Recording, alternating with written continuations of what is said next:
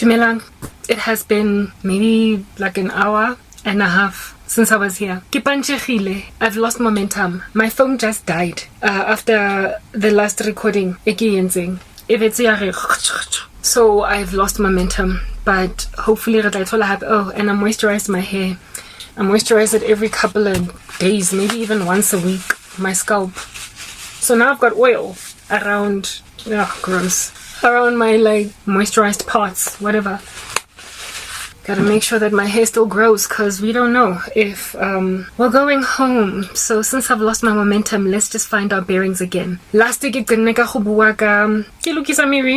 me alone. Whatever. I was talking about dikereke, guys. I'm sorry that I spent like a minute rapping on about nothing.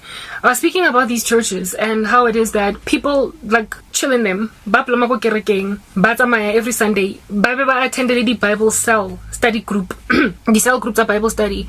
Another one that put witchcraft on me was a dude that I had a crush on. And he put witchcraft on me after I lost everything. Like, if as an elder, grace, like umuntu that is in position of teacher, leader, all that jazz, if lawyer, you are gaining no conviction, like at all, that these things are wrong, meaning that there is something ailing, kind of pear-shaped. They are not teaching. They are not convicting of sin. They are not making witches in the church uncomfortable, homosexuals in the church uncomfortable. They're not making fornicators in the church uncomfortable. They're not making liars. They're not making adulterers, people who are cheating on their wives and husbands. I,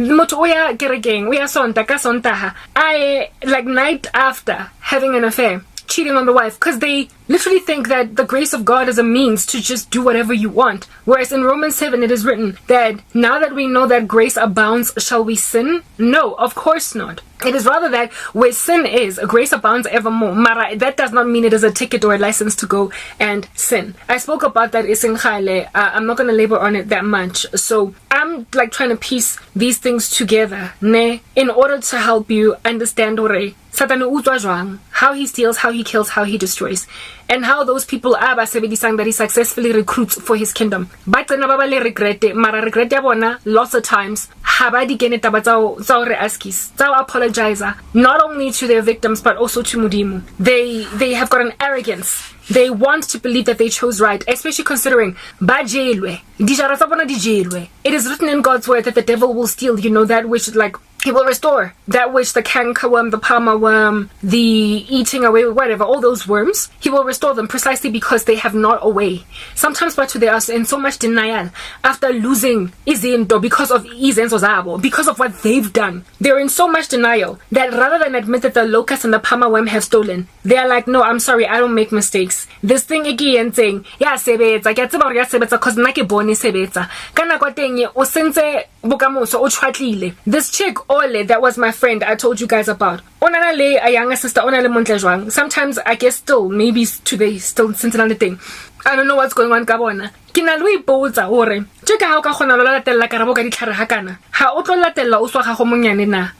Because you're competing. That's the thing that they use. Satani oa ba luara ka spirit of competition. Ba batla ba number 1. Ba batla win a race. Ba batla ba the ones to be regarded koma ha bona in their families as who bona ona o qadile kae shamona sotlegile successful. Babata Hoba, the one in the group of friends that has got the best husband, the best car, the best street cred, the clout, the best wardrobe, the one or chentang, the Gucci purses, like no man's business. They want to be the only ones. They don't want to share the glory with anybody. They take up all the oxygen in the room from everybody else, and so because of that, they compete with people within their own family members and their friends. And now I like to say that witchcraft is a crime of passion. So a lot of love has to be involved in order for you to bewitch a person for the better part of the time. There is something very passionate about sorcery, because it is going to the extremes to manipulate someone. You must feel a particular kind of way about them. So family members are most at the beck and call of witches. They are most at the mercy of witches. So I ba ngwana ona akang lata ang goge ka ditlhare. Nna ke le chomi ka montle. How much more than also ha ona le mobila, you know what I mean? Or mobila still to this day perhaps, right? She likely also went for her sister. Likely. Very highly likely. And I would know because, I've had people come at me that are inside my own family. Another thing, there was this colleague that I had at MTN That chickie, she was pretty. We became friends, fast friends, Sharp. When she started working at MTN, we hit it off like straight away. She was inducted into my projects, and because I could see that she was kind of like trying to find her feet, I took her under my wing and we became very fast friends. Within 2 weeks, guys, within 2 weeks, this chick had put witchcraft on me. 2 weeks fair. Because within 2 weeks of her starting in the organization, I started getting these horrendous dreams. One of the dreams that I got, in fact, it was the very first one about her that I got, this cheeky network marketing. There was a massive bus, like the double-decker Gandhi Square. Those double-decker buses. It was a bus of that nature, but it wasn't those particular ones, South Africa public transportation, right? That bus, I had a dream of this chick. She was not the one driving it. Mara una patala, the driver of this bus, to drive it. They looked like teenage age. And I was in there. Okay, these kids in this bus, nearly the teenagers, like it was a school bus, and I didn't understand why I was in it. And the shit paid this bus driver to drive it to a particular direction. And one of the kids in this dream, in this bus, was her little sister. I knew that it was her little sister because she had showed me photos of her family, right? And I recognized that girl. Yeah, now her little sister was much younger, so high school. So she was rightly in that school bus, right? Maranan, I was out of place because and however, in South Africa we wear school uniform. They were not wearing school uniform, but I understood it to be a school bus. And she paid a bus driver to just take the bus somewhere, wherever. Yeah, now unale moara bus hanna. The whole dream really to bus. But after paying the bus driver, she got out and the bus started going in some strange direction. I remember, as old as I was in the dream, feeling like in Goto inside this bus. And these kids were loud and I just wanted them to keep quiet, you know what I mean, and concentrate and focus. And the child, the girl, she was like, she was in this bus, but she wasn't of it. In other words, she was confused as to why I am passing and nasa understand nasa tlhaloganye.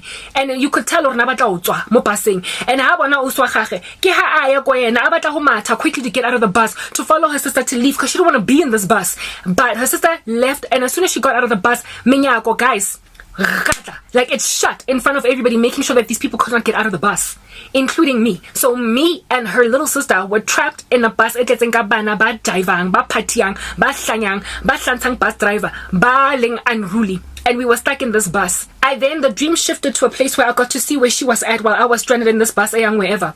And she had just gotten on an airplane, and then airplane right? It took off. And in this airplane, she was encircled by like all different kinds of designer apparel, like Gucci bags, Versace shirts, and whatnot. Ne? And then she was in this airplane, her friends.